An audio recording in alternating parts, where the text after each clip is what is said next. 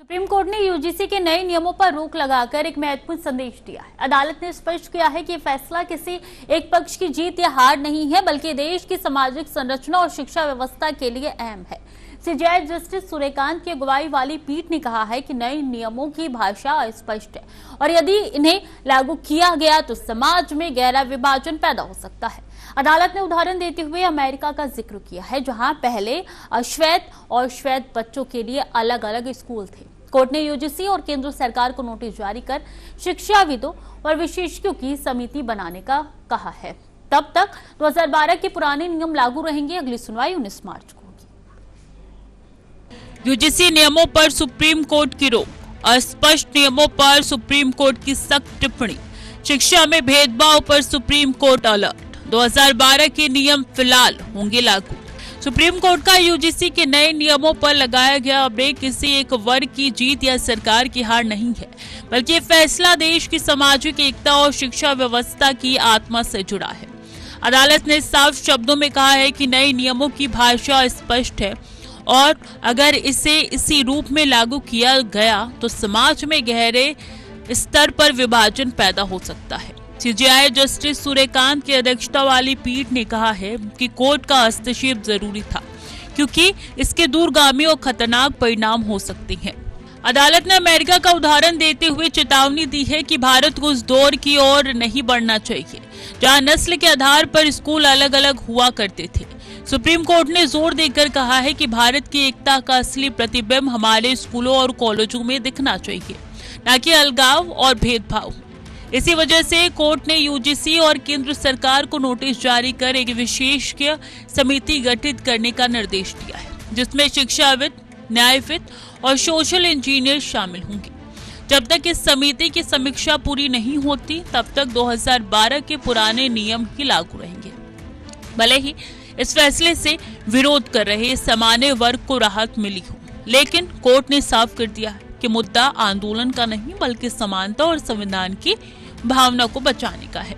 UGC के नए नियमों पर सुप्रीम कोर्ट की रोक ने देश भर में चल रही बहस को एक नई दिशा दी है। अदालत ने माना है कि ये मामला सिर्फ नियमों का नहीं, बल्कि समाज के भविष्य और शिक्षा के मूल सिद्धांतों से जुड़ा हुआ है। कोर्ट ने कहा है कि अगर कानून की भाषा ही स्पष्ट नहीं होगी तो उसका गलत इस्तेमाल तय है और यही समाज को बांटने की सबसे बड़ी वजह बन सकता है। सीजेआई जस्टिस सूर्यकांत ने सुनवाई के दौरान साफ कहा है कि अदालत अगर समय रहते दखल नहीं देती तो इसके गंभीर नतीजे सामने आ सकती हैं।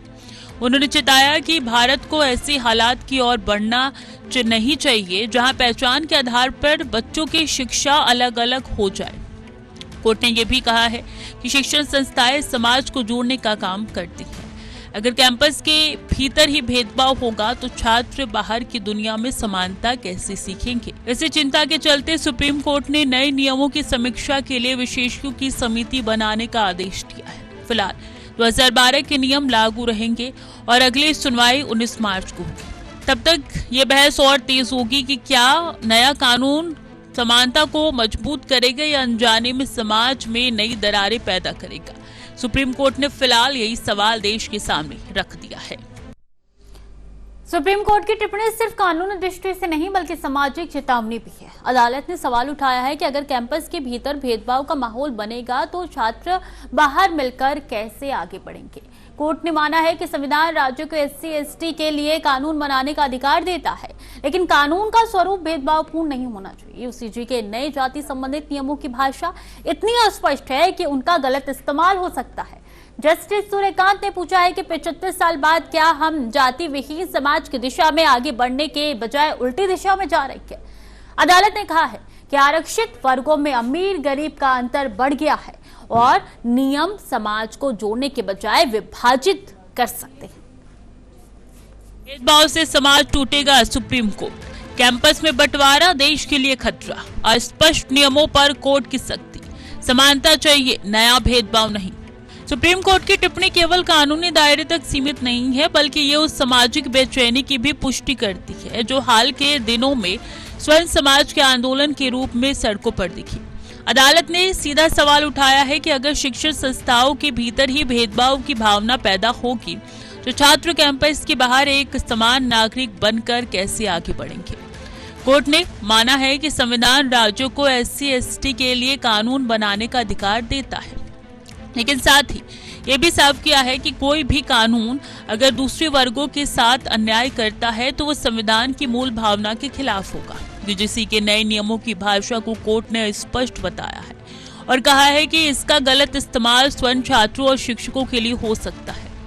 यही वो आशंका है कि जिसे लेकर स्वयं समाज लंबे समय से आवाज उठाता रहा। जस्टिस सूर्यकांत ने बेहद गंभीर सवाल करते हुए पूछा कि 75 साल बाद क्या हम जाति विहीन समाज की ओर बढ़ने के बजाय फिर से जातियों की दीवारें खड़ी कर रहे हैं। कोर्ट ने यह भी स्वीकार किया कि आज आरक्षित वर्गों के भीतर भी आर्थिक असमानता बढ़ी है।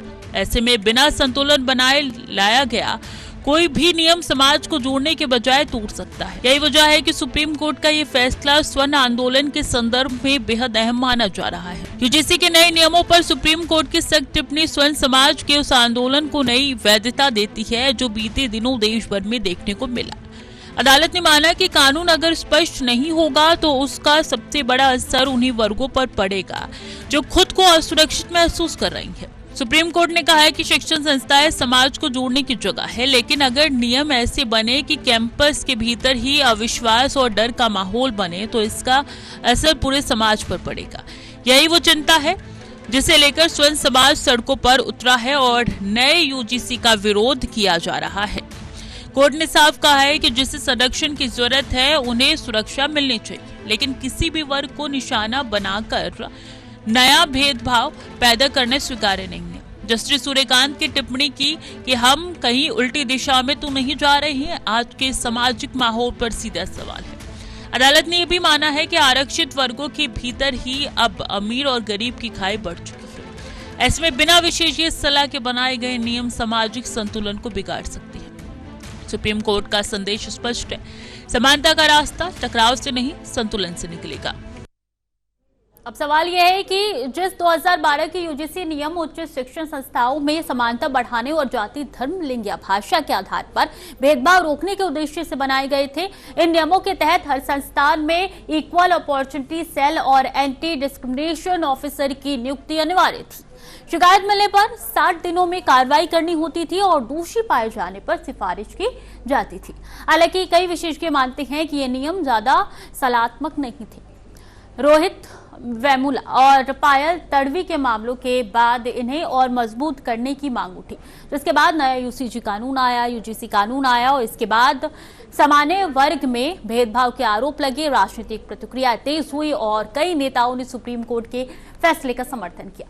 अगली सुनवाई 19 मार्च को होगी। यूजीसी 2012 नियमों पर सुप्रीम कोर्ट का भरोसा, नए नियमों पर उठे बड़े सवाल, विरोध के बाद कोर्ट का ब्रेक, 19 मार्च को अगली सुनवाई।